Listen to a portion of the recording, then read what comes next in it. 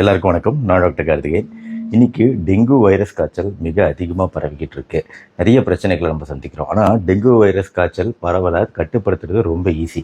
அதுக்கு நம்ம என்ன பண்ணணும்னா, ஃபஸ்ட்டு வீட்டை விட்டு வெளியே வரணும். வீட்டு மொட்டை மாடிக்கு போகணும். நாம் பார்க்க வேண்டியது இந்த டெங்கு வைரஸை பரப்பக்கூடிய டெங்கு லார்வா எங்கெல்லாம் இருக்குது அப்படிங்கிறது தான். ஏன்னா டெங்கு லார்வாவை கட்டுப்படுத்திட்டோம்னாலே டெங்கு வைரஸை பரப்பக்கூடிய அந்த கொசுக்களை நம்ம கட்டுப்படுத்திட முடியும். ஈடிஸ் மஸ்கிட்டோ அப்படின்னு சொல்லக்கூடிய அந்த கொசுக்களோட லார்வாவை நீங்கள் இப்போ பாருங்கள். ஸோ நீங்கள் இப்போது இவ்வளோ லார்வா இருக்கணும், இவ்வளோ லார்வாவை பார்க்கணுன்னு கூட அவசியம் கிடையாதுங்க. உங்கள் கண்களையே ஏமாற்றும் வகையில் சின்னதாக ஒரு சின்ன இலையில கூட பாருங்கள் ஒரு லார்வா இப்போ நீந்தி போய்கிட்டு இருக்குது.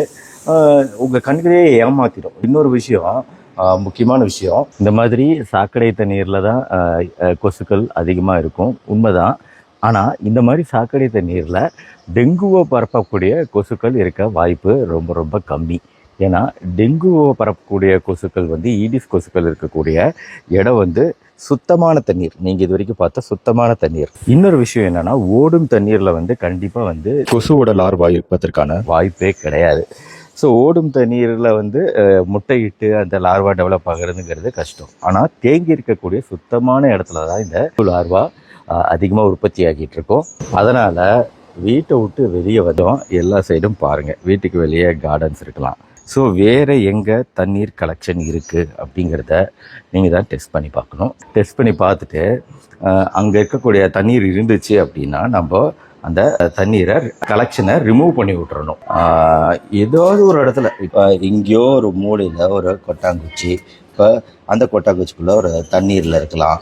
அந்த தண்ணீரில் முட்டை எடுத்து அது பாட்டுக்கு சைலண்ட்டாக இருக்கலாம். அடுத்து இங்கே ஒரு சுத்தமான தண்ணீர் கலெக்ஷனாக பார்க்க முடியுது. அதே சமயம் இந்த கலெக்ஷன் இதில் லார்வாவை நம்மளால் பார்க்க முடியலை. ஏன் லார்வாவை பார்க்க முடியலைன்னா, இது ஒரே நாளில் கலெக்ட் ஆனதாக இருக்கும். உடனே இன்றைக்கி சாட்சி இந்த தண்ணீர் கலெக்ஷனையும் ரிமூவ் கொட்டிடுவாங்க. ஸோ அதனால் அதுக்கு டைம் தேவை. நீண்ட நாட்கள் இந்த மாதிரி தண்ணீர், சுத்தமான தண்ணீர் தேங்கி அது நீக்கப்படாமையே இருந்தால் தான் பிரச்சனை. கம்ப்ளீட்டாக வீட்டை சுற்றி சர்வே பண்ணி பார்த்துடணும். ஸோ நம்ம பார்த்த வகையில் வீட்டை சுற்றி பார்த்துட்டோம். லார்வா இருப்பதற்கான வாய்ப்புகள் இல்லை அப்படின்னாலும் நம்மளுக்கு நம்ம வீட்டை சுற்றி மட்டும் இல்லை, மொத்த ஸ்ட்ரீட்டுமே அக்கம் பக்கத்தினர் அனைவரும் இந்த மாதிரி அவங்க வீட்டை சுற்றி லார்வா இருக்கா இல்லையா அப்படிங்கிறத பார்த்துக்கிறாங்க, சுத்தமாக வச்சுக்கிறாங்க. முயற்சி எடுத்து லார்வாக்கள் இருந்தால் அந்த லார்வாக்களை ஒழிக்கிறது முக்கியம். வீட்டுக்கு இந்த மாதிரி நெட்லான் போட்டுக்கிறது, வீட்டோட என்ட்ரன்ஸ்லேயே ஆக்சுவலாக இப்போ போட்டிருக்கிறது நெட்லான். ஸோ இந்த மாதிரி நெட்லான் வீட்டு கதவுகளுக்கு போடுறது, ஜன்னல்களுக்குமே இந்த மாதிரி நெட்லான் நெட்டு போடுற விஷயங்கள் தான் கொசுக்கள் உள்ளே வராமல் பாதுகாக்க. அப்படின்னாலும் சமுதாயத்தில் ஒரு டெங்கு பிரச்சனையை குறைக்கணும் அப்படின்னு நினச்சோம்னா கண்டிப்பாக ஸ்ட்ரீட்டில் இந்த மாதிரி லார்வாக்கள் தேங்கிறத நம்ம முதல்ல தடுக்கணுங்க.